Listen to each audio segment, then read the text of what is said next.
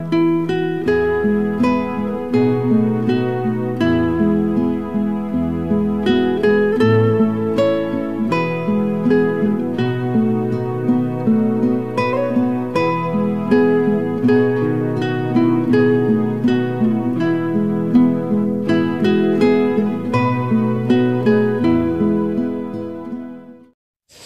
우리에게 주시는 하나님 말씀은 요한계시록 3장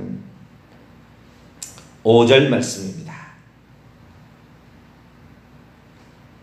3절부터 5절까지 보겠습니다. 요한계시록 3장 3절에서 5절.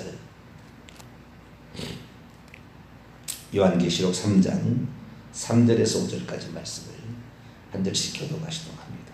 그러므로 내가 어떻게 받았으며 어떻게 들었는지 생각하고 지켜 회개하라. 만일 깨지 아니하면 내가 도둑같이 이르리니 어느 때 내게 이르는지 내가 알지 못하리라. 그러나 사대에 그들의 옷을 더럽히지 아니한 자 몇 명이 내게 있어 흰옷을 입고 나와 함께 다니니 그들은 합당한 자인 연고라. 같이요. 이기는 자는 이와 같이 흰옷을 입을 것이요 내가 그의 이름을 생명책에서 결코 지우지 아니하고 그의 이름을 내 아버지 앞과 그의 천사들 앞에서 시인하리라. 아멘. 기도하겠습니다. 거룩하신 하나님, 감사합니다. 우리가 무엇이 간데 이 새벽에 나와 기도하는 자로서 살게 하십니까?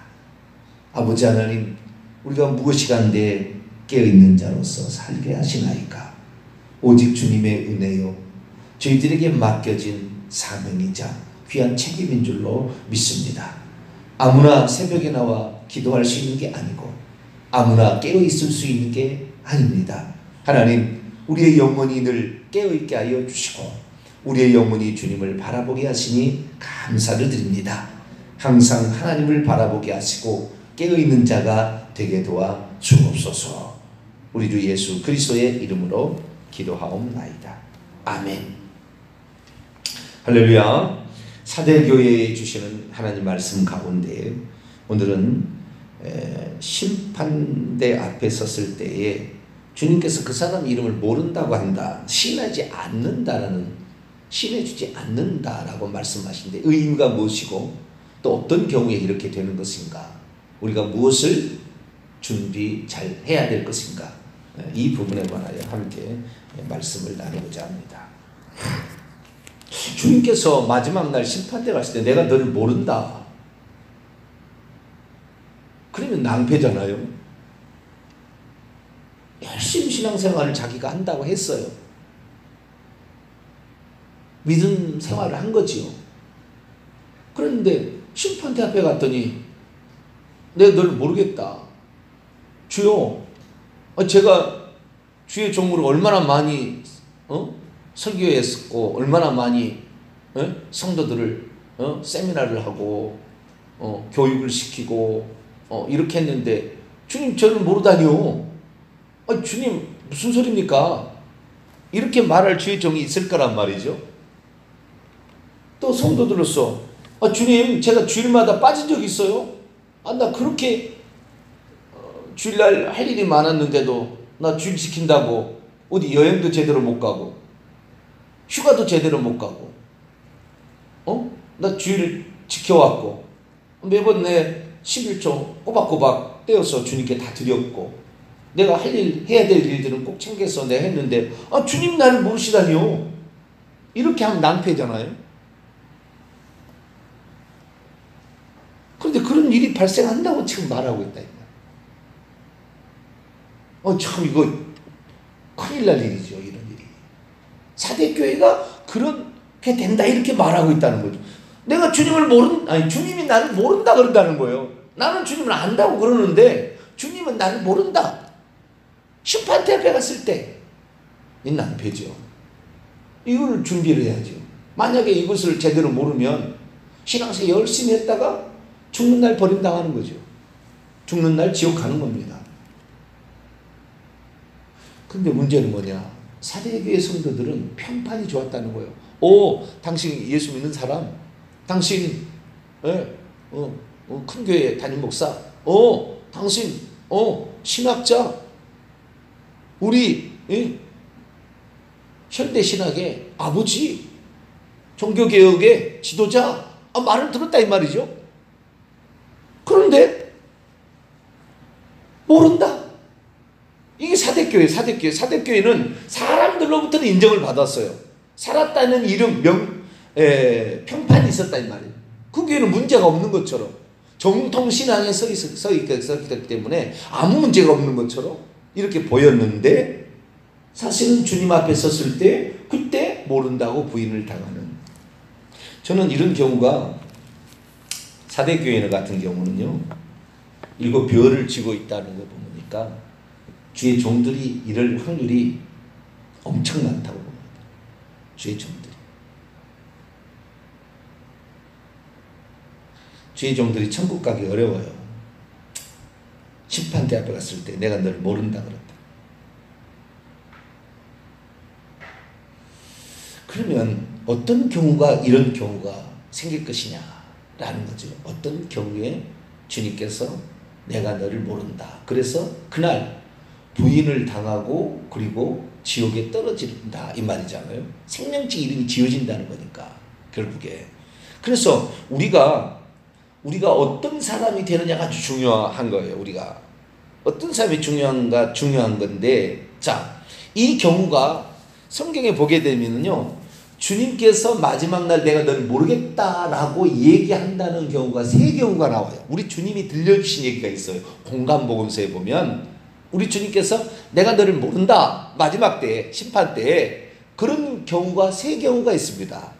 그 경우가 어떤 경우인지를 찾아보고 사대교회의 경우를 생각해 보도록 하겠습니다. 첫 번째 경우입니다. 자, 마태복음 10장. 주님 모르겠다 이렇게 할 때가 있다는 거예요. 심판대 앞에 섰는데, 마태복음 10장 어떤 경우일까요? 마태복음 10장 28절에서 33절까지 말씀을 보겠습니다.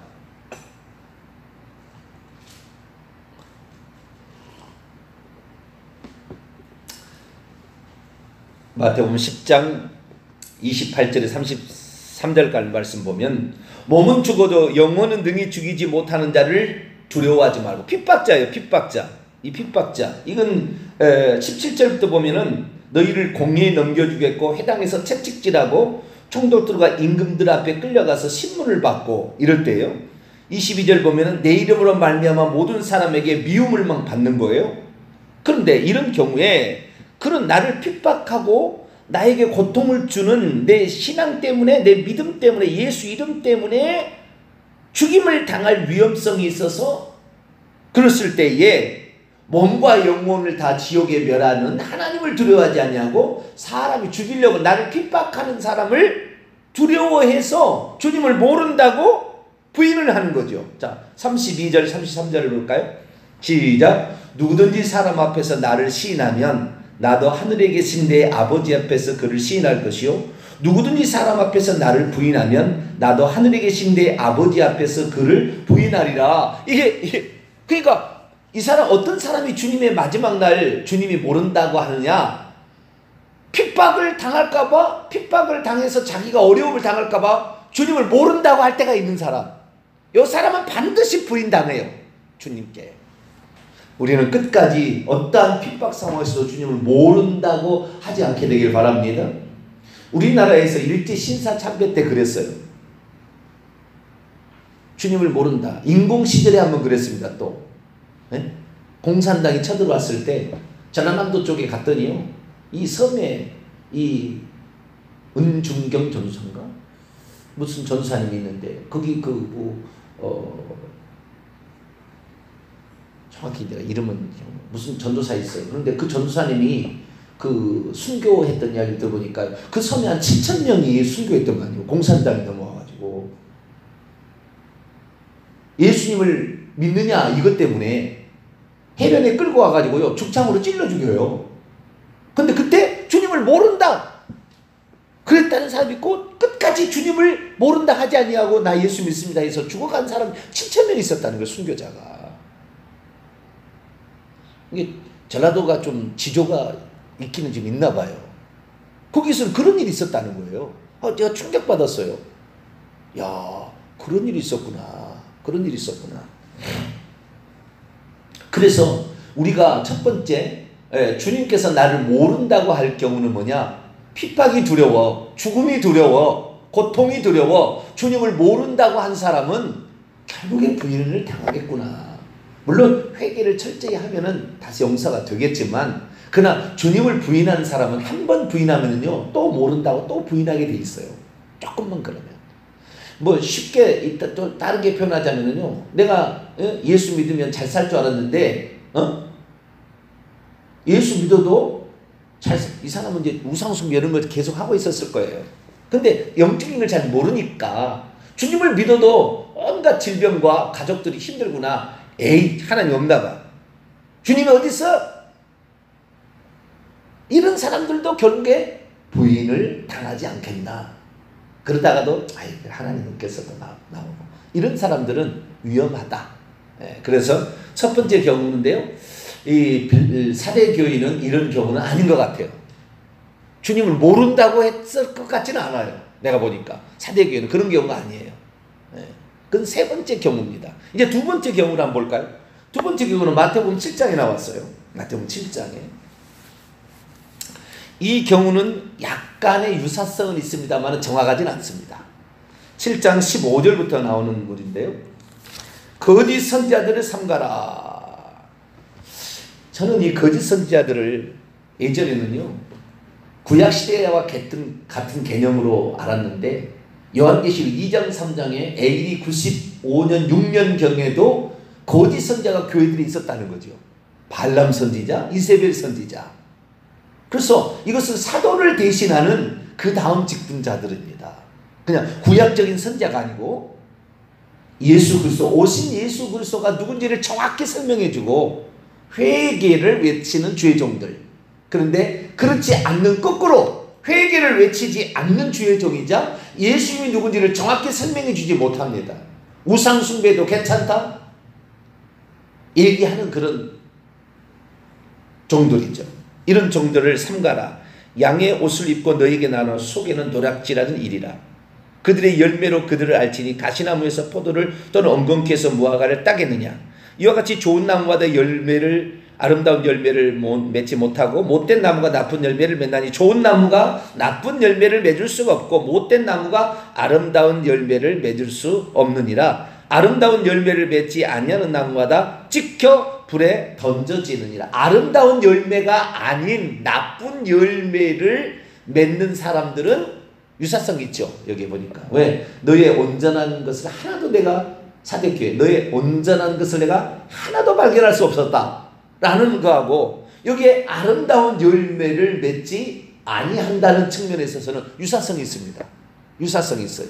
거짓 선지자들, 주의 종이 잘못되어서 그걸 깨우쳐주지 않으니까, 회개하라고 얘기하지 않으니까 괜찮은 것처럼 이렇게 가고 있는 상황이 유사하잖아요. 그죠? 완전하진 않지만 유사한 경우죠. 이러므로 그들의 열매로 그들 알아. 거짓 선지자인지 참 주의 종인지를 어떻게 아느냐? 그들의 열매로 안다. 그런데요, 21절부터 상황을 보게 되면, 23절까지 상황을 보게 되면, 이게 이제 그들의 열매는 두 가지 상황인데요. 주의 종의 상황은 21절에서 23절까지 주의 종의 상황이고, 24절에서 27절, 지금 마태복음 7장 하는 겁니다. 7장 21절에서 23절까지 말씀은 상당히 주의 종과 같은 사람들을 얘기하는 것이고, 24절에서 27절은 평신도의 입장에서 열매를 맺지 못하는 이유가 나와 있어요. 주의 종들이 열매를 맺지 못하는 것은 21절부터 나와 있는데요. 주여 나더러 주여 주여 하는 자마다 다 천국에 들어갈 것이 아니요 다만 하늘에 계신 내 아버지의 뜻대로 행하고 있는 자라야. 행하고 있는, 동사 분사 현재 능동태. 지금 현재 그러고 있는, 현재 지금도 주님 오실 그날까지, 죽는 그날까지 아버지의 뜻대로 행하고 있는 자라야 들어가게 될 것이다. 이게 미래입니다. 동사 직설법, 미래 중간대 뒷보예요. 그래서 미래에 주님 오시는 날 또는 내가 죽는 날 천국에 들어갈 사람은 아버지의 뜻대로 오늘도 하고 있는 사람이에요. 그러면 하고 있지 않는 사람은 뭐냐? 22절 23절인데요. 그날에 많은 사람이 나에게 말하기를 주여 주여 우리가 원문을 직역하겠습니다. 주여 주여 우리가 당신의 이름으로 예언하지 않았습니까? 그리고 당신의 이름으로 귀신을 내어쫓지 않았습니까? 그리고 당신의 이름으로 많은 능력들을 실행한 채 있지 않았습니까? 그러면 그때 그가 그들에게 장차 진술할 것이다. 뭐라고 진술하느냐? 내가 너희를 결코 알지 못했다는 것을, 그리고 불법을 생산하고 있는 자들아. 여기 행한다는 말은 포이에요, 만든다, 행한다 이런 게 아니고요. 에르가조마이 하는 것으로 일한다, 생산한다 그런 뜻이에요. 제조해낸다, 수행한다, 일삼는다 이런. 불법을 일삼고 있는 자들아 내게서 떠나가라. 여태 주님께 부임당하는 두 번째 유형의 사람이나, 첫 번째는 핍박이 두려워서 주님을 모른다고 했던 사람이 경우다 온다면, 두 번째 경우는 뭐냐면 예수의 이름으로 능력, 여기에 보니까요 22절에 세 가지 종류가 나오는데 이 사람이 부임당하는 거예요. 아버지 행하기는 행했어요. 뭔가를 행하기는 행하고 있는데 아버지의 뜻대로 행하지를 않은 불법을 행한 거죠. 그렇죠? 불법을 행하는 거예요. 근데 사실 예언하고요, 귀신을 쫓아내고요, 권능을 행하는 것은 보통 사람 아닙니다. 기도 많이 한 사람일 거예요. 그냥 아무나 이렇게 하는 거 아니잖아요. 그런데도 부인당하는 경우가 나와요. 그것은 불법을 행하는 자예요. 저는 이것을 뭐라고 하냐면 오늘날의 신사도 빈야드 운동 쪽에 속한 사람들이 이 유형이라고 저는 봅니다. 무슨 말이냐면 내가 주의 이름으로 한다고 하지만 다 주의 이름으로 한 게 아니라 귀신의 능력을 힘입어서 한 거예요. 겉으로는 그것이 예언이었고 겉으로는 그것이 귀신을 쫓아내는 축사였고 겉으로는 능력이 나타나는 거였지만 사실은 주님이 해준 게 아니라 사탄 마귀가 해주는 것을 하고 있을 가능성, 이게 매우 큽니다. 두 번째 경우는 진짜 주님께서 그것을 주었으나 그것을 하는 목적을 상실하고 그것을 자신이 위대하다, 능력이 있다, 자기가 뛰어나다라는 것을 자랑하기 위한 것으로 사용할 가능성도 있어요. 그러나 후자의 가능성보다는 전자의 가능성이 훨씬 높습니다. 불법을 생산하고 있는, 현재입니다. 불법을 현재 생산하고 있는 자들아. 그러니까 예언하기는 했는데 그 예언이 거짓 예언이죠. 귀신을 쫓아낸다 했지만 잠시 쇼한 겁니다. 나간다고 말만 하고 안 나간 거예요. 능력을 행한다 했지만 그 능력으로 사람을 바꾸는 게 아니에요. 그래서 우리가 결국에 은사주의 아닙니까? 여기는 세 가지 다 은사에 미친 거예요. 은사에 빠져 있는 거예요. 은사는 빠졌다가 위험할 가능성이 매우 많아요. 성령이 오셔서 하는 일의 핵심은 은사가 아니에요. 은사가 많은 고린도 교회 12가지 은사도 넘쳐났죠. 그러나 얼마나 분쟁이 많고 말썽이 많았습니까? 이게 고린도 교회예요. 예수님께서 요한복음 14, 15, 16에 성령이 오시는 목적을 얘기하고 있는데 보혜사, 또 다른 보혜사로 우리 속에 있게 하여서 예수님이 누군지를 가르쳐주고 예수님이 하신 말씀을 생각나게 한다고 그랬어요. 죄가 무엇인지를 깨닫게 한다고 그랬다고요. 성령이. 이것이 주요한 성령의 사역이지 은사를 행하는 것은 곁가지예요.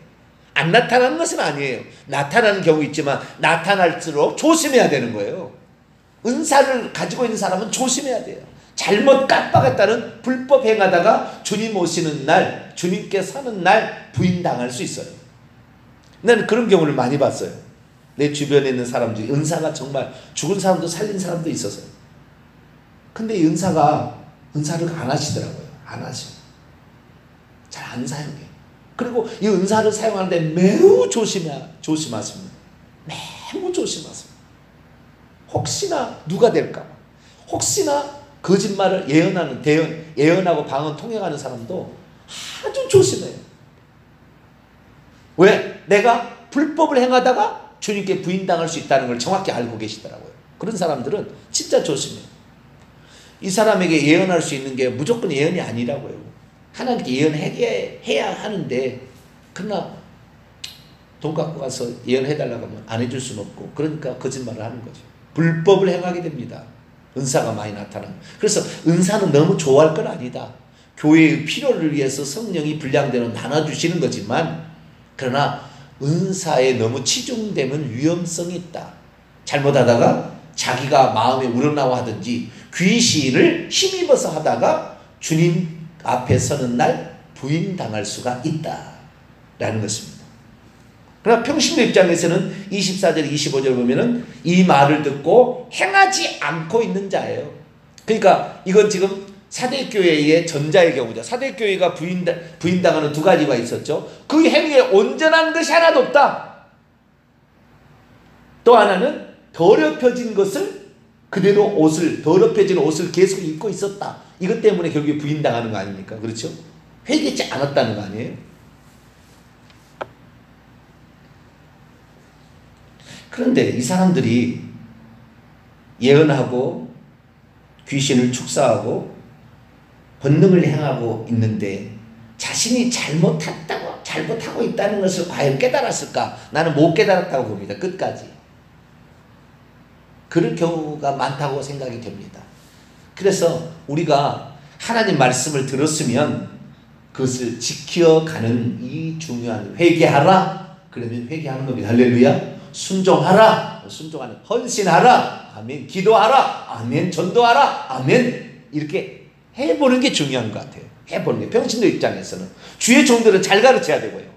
앞에 인도자들은 잘 가르쳐야 되고요. 이것이 두 번째 경우인데 약간 유사성은 있습니다. 세 번째 경우가 있는데요. 이 경우는 후자, 사대교회가 책망을 들었던 후자에 속한 겁니다. 자, 마태복음 24장을 봅시다. 깨어있지 못하는, 일깨어라는 말과 죄를 짓고 있어서 겉옷이 더럽혀져 생식이 더러우나 깨어있지 않아서 결국에 주님 앞에 서는 날 부인당하는 경우. 자, 42절부터, 마태복음 24장 42절부터 51절까지 말씀의 경우입니다. 그러므로 깨어있으라. 어느 날에 너희 주가 임할는지 너희가 알지 못함이니라. 너희도 아는 바니 만일 집주인이 도둑이 어느 시각에 올 줄을 알았더라면 깨어있어 그 집을 뚫지 못하게 하였으리라. 이러므로 너희도 준비하고 있으라. 생각지 않은 때에, 돌발성이죠. 이 도둑처럼 온다는 말은 돌발성을 말하는 것이 은밀성을 말하는 게 아닌데, 세대주의나 환란주의자들은 돌발성을 말하지 않냐고 은밀히 오신다. 은밀히 공중에 오셔서 은밀히 휴거시킨다. 은밀히 한다는 것은 다 거짓말이에요. 우리 골방에 와 있어. 과천에 와 있어. 과천에 이미. 이리 와봐. 공개적으로 떠들썩하게 주께서 호령과 천사장의 소리와 하늘에 나팔로 오신다고 그랬지. 모든 사람이 공중에 오는 걸 본다고 그랬지. 과천에 있는 사람만 보는 게 아니에요. 속는 거예요. 다 속는 거예요. 자, 돌발성. 그런데 이러므로 너희도 준비하고 있어라. 생각지 않은 때 임자가 오리라 하면서 한 개 비유를 얘기하는 거예요. 충성되고 지혜 있는 종이냐, 거꾸로 게으르고 악한 어리석은 종이냐 라는 건데요. 충성되고 지혜 있는 종이 되어 주인에게 그 집 사람들을 맡아 때를 따라 양식을 나눠줄 자가 누구냐. 주인이 올 때 그 종이 이렇게 하는 것을 보면 그 종이 복이 있으리로다. 내가 진실로 너에게는 그 주인이 그의 모든 소유를 그에게 맡기리라. 만일 그러나 그 악한 종이 되는 거예요. 이 악한 종이라는 것은 지도자의 계열입니다. 이 지도자를 가리키는 거예요. 마음에 생각하기를 주인이 더디 오리라 하여 동료들을 때리며 술 취한 걸로 더불어 먹고 마시게 되면 생각지 않은 알지 못하는 시각에 그 종의 주인이 이르러 어비 때리고 외식하는 자가 받는 벌에 처하리니 거기서 슬피울며 이를 갈게 되리라. 여기에 가능성 뭐냐? 주님이 오시는 것에 전혀, 주님 앞에 서서 심판받는 것에 대해서는 전혀 관심이 없어요. 오늘 주어진 일에 만족하고 그냥 행복하고 즐길 때는 즐기고 세상 즐길 것은 즐기고 이렇게 살아가는 것이 신앙생활이다. 세상의 축복도 많이 누리고, 물론 누리지 말라는 건 아닌데, 그것이 마치 신앙생활, 술 친구들은 먹고 마시고 즐기게 되면 얼마나 기분은 좋겠어요, 그죠? 기분은 좋아요. 우리가 예수 믿으면 이렇게 즐기고 사는 거지. 세상에 어떤 쾌락이나 즐기는 것을 하고 있다가 부인당하는 거죠. 그런데 이것이 주의 종이라는 게 문제죠. 그러면 그 밑에 있는 영향을 받는 사람은 어떻게 되겠어요? 깨어 있겠어요? 에이, 즐기다 가는 거지 뭐.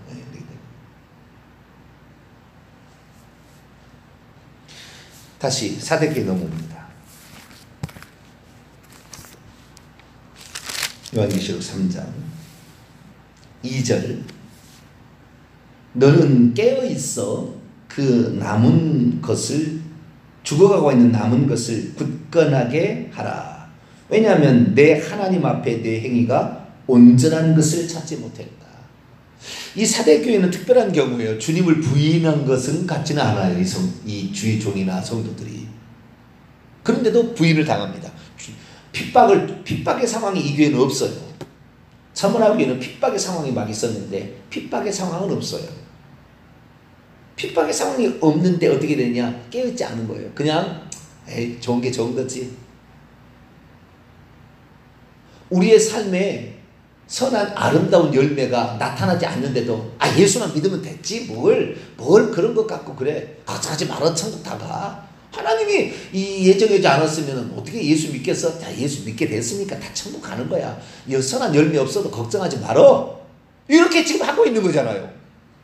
이것이 결국에 주님 앞에 서는 날 부인당하는 거예요. 그래서 이 3절 중간에 보면은, 만일 깨어있지 아니하면 내가 도둑같이 다다를 것인데 어느 때 내게 다다를 거는지 내가 결코 알지 못할 것이다. 전혀 의식이 없어요. 주님 앞에 심판대 앞에서 서는 것이 전혀 의식이 없어요. 그냥 오늘 주어진 것에 그냥 좋아 즐기고 사는 거예요. 오늘 기쁘게 사는 거지. 뭔 주님이 천국이 뭐 중요하겠어. 이렇게 지금 살아가는 것이죠. 두 번째 경우는 4절인데요. 사대에 그들의 겉옷을 더럽히지 아니한 자 소수가 있어 흰옷을 입고 다니게 될 거다. 거꾸로 말하면은 사대 교회에는 한 사람도 없었어요. 사대들 안에, 사대라는 동네 안에는 있었으나 사대 교회에는 이런 사람이 없어요. 그러니까 사대 교회는 더럽혀진 옷을 입고 있었다는 거 아니에요? 결국에 더럽혀진 옷을 입고 있었는데 이것이 어떻게 해요? 요한계시록 7장 14절 보면 환난이 나오는 달을 보면 어린 양의 피에 그의 옷을 씻어 희게 하였다. 회개했다 그 말이잖아요. 회개해야 예수 피가 내 죄를 씻어주니까. 요한계시록 1장 7절, 예수의 피가, 그 아들 예수의 피가 너희의 죄를 깨끗하게, 만일 우리가 우리 죄를 자백하면 그는 미쁘시고 의로우사 우리 죄를 사하시며 모든 불의 소리를 깨끗게 할 것이요. 요한계시록 1장 7절과 9절이면 회개를 해야 그의 피가 우리의 죄를 깨끗게 하는데 회개 안 했다는 거 아니에요. 회개하라고 가르치지도 않았고 회개하지도 않았죠.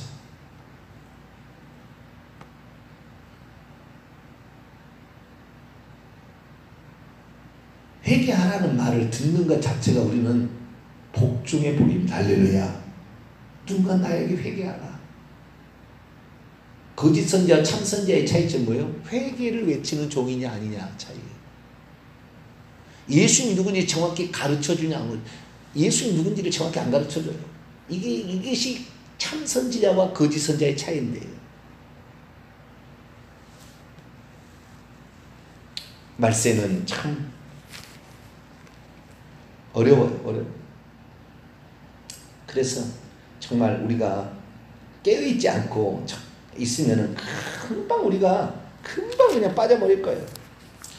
아모스 8장 11절 12절 보면 주 여호와의 말씀이니라. 보라 날이 이를지니라 내가 기근을 땅에 보리니 양식이 없어 주림이 아니요 물이 없어 가람이 아니요 여호와의 말씀을 듣지 못하는 기갈이라. 사람이 이 바다에서 저 바다까지 북쪽에서 동쪽까지 비틀거리며 여호와의 말씀을 구하려고 돌아다니도 얻지 못할 것이다. 정말 들어보면요, 설교 들어보면 얼마나 멋있는지 설교인지 하나도 그랬으면 좋겠어요. 참 저렇게 살았으면 좋겠는데요. 그 얘기가 딱 결론적으로 딱 와서 그러면 그 얘기의 끝은 뭐냐? 회개하라는 얘기냐? 그 얘기가 안 나와요. 진짜 좋아요, 말씀은 들어보면은. 근데 회개하라는 말이 안 나와, 결국에.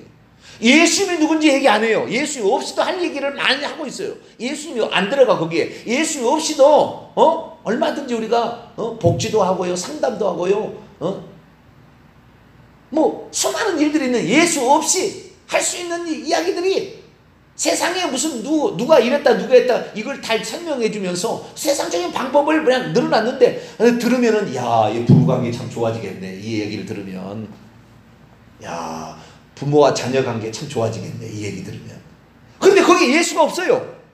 회개하는 말이 없다니까요. 거기에. 결국에 그 얘기는 좋은 얘기인데 나쁜 얘기 아니에요. 그런데 결국에 그 얘기는 뭐예요? 주님 앞에 서는 날 내가 너를 모른다. 왜? 너는 나를 의지하지 않았으니까. 너는 나를 찾지 않았으니까. 너는 나로 인하여 다니지 않았으니까. 너는 내가 필요치 않았으니까. 네가 너 자신을 위해서 세상의 방법과 세상의 지식을 이용해서 목회했구나.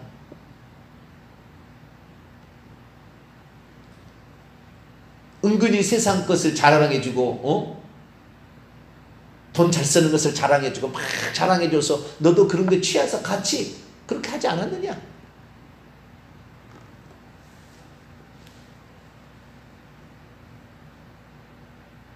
그래서 우리가 주님의 심판 앞에 서는 날 과연 인정을 받으려면 어떻게 할 거냐? 우리의 행위에 온전한 것이 있는지를 날마다 찾아보시길 바랍니다. 그것의 시작은 기도예요. 나는 그래서 기도하는 사람을 가장 교만하다고 봅니다. 가장 교만합니다. 시작은 기도예요. 기도부터 시작해요. 물론 말씀이 제대로 돼 있어야 되는데 말씀을 들어야 이 기도할 마음도 생기는 거예요. 뭘 기도해야 될지 생길 거 아닙니까? 회개를 외쳐야 돼요. 십계명 안 지킨 것을 회개하시오. 이렇게 얘기해야 되는 거예요. 십계명 도덕법은 주님이 폐하지 않았거든요. 의식법, 절기법, 음식법 이런 건 다 폐했어요. 그러나 도덕법은 주님이 폐하지 않았어요. 산상수 읽어보면 나와요. 그래서 우리가 그렇구나. 우리의 행위에 온전한 것이 나타나지 않으면 선한 열매, 아름다운 열매가 맺혀지지 않게 하는 말씀하는 주의 종은 거짓 선지자구나. 회개를 외치지 않는 주의 종은 거짓 선지자구나. 세상 즐기며 살자. 다 즐기며 산다. 세상의 방법만 동원하면 이게 거짓 선지자구나. 우리는 그렇게 알고 오늘도 예수 그리스도께서 누구신지 정확히 거짓 보태지 말고 그대로 얘기하고 그리고 십계명을 지켜야 돼. 우상 숭배하면 지옥 간다. 가장 핵심은 십계명은 그거예요. 요한계시록에 보면 우상 숭배를 그렇게 얘기해. 1, 2계명 이거 그리고 거짓말하지 말라. 간음하지 말라. 십계명 얘기해요 다. 응? 거짓말하지 말라. 거짓 교리 가르치지 말라. 응? 그게예요. 그래서 우리가 정말로 우상숭배 하나님 외에 다른 것을 의지하고 가고 세상 즐기다 가는 사람은 주님 앞에 서는 날 부인당할 수 있다. 내가 핍박 때문에 주님을 부인하지 않아도 세상 즐기며 세상의 흐름대로 같이 가다가는 깨어있지 않다가는 그럴 수가 있겠구나 생각하고 늘 깨어있어서 우리의 선한 열매가 있는지 내가 그렇게 정말 주님 말씀대로 살아가고 있는지 잘못한 것을 회개하고 있는지 내 겉옷을 씻어 빨고 있는지 우리 자신을 점검하며 가는 자 여러분 되시기를 간절히 바랍니다. 거룩하신 하나님 감사합니다. 오늘날에 수많은 그리스도인들이 살아가고 있지만 자기는 주님을 모른다고 부인하지 않았기 때문에 나는 괜찮겠지라고 생각하고 있지만 나는 또 열심히 살고 있어서 문제 없겠지라고 생각하지만 회개치 않은 자 그리고 선한 열매가 나타나지 않아도 문제 없다고 생각할 때 위험하다는 것을 알게 하시니 감사를 드립니다. 우리 자신을 늘 점검하여 주님 앞에 서는 날 심판대 앞에 서는 날 주님께 부인당하지 않도록 오늘도 우리 자신을 준비해 가는 깨어있는 자가 되게 해 주옵소서. 우리 주 예수 그리스도의 이름으로 기도하옵나이다. 아멘. 하늘에 계신 우리 아버지, 아버지의 이름을 거룩하게 하시며 아버지의 나라가 오게 하시며 아버지의 뜻이 하늘에서와 같이 땅에서도 이루어지게 하소서. 오늘 우리에게 일용할 양식을 주시고 우리가 우리에게 잘못한 사람을 용서해 준 것 같이 우리 죄를 용서해 주시고 우리를 시험에 빠지지 않게 하시고 악에서 구하소서. 나라와 권능과 영광이 영원히 아버지의 것입니다. 아멘.